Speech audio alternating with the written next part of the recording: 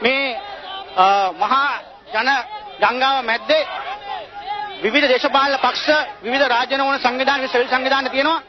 අපි අතර අපිට එකග වෙන්න බැරි කාරණා රාශියක් තියෙනවා. අපි එකිනෙකාට විරුද්ධ මත තියෙන කාරණා රාශියක් තියෙනවා.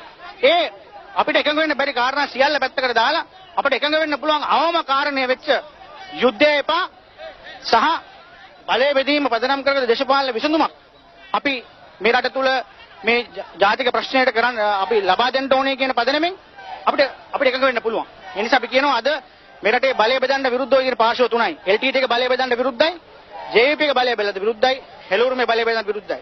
මේ රට යුද්ධයට අදගෙන යන්නේ පාර්ශ්ව තුනයි. එකක් LTT සංවිධානය මේ රට යුද්ධයට අදගෙන යනවා. දකුණේ LTT සංවිධානයේ යුදවාදී ස්ථාවරයට මෙහෙත් ජාතිවාදී යුදවාදය දියත් කරමින් JVP එක හෙළුරුමේ ක්‍රියාත්මක වෙනවා. අතිගරු ජනාධිපතිතුමා ඊයේ පැහැදිලිවම කිව්වා මේ රටේ යුද්ධයකට අදගෙන යන්නේ නැහැ.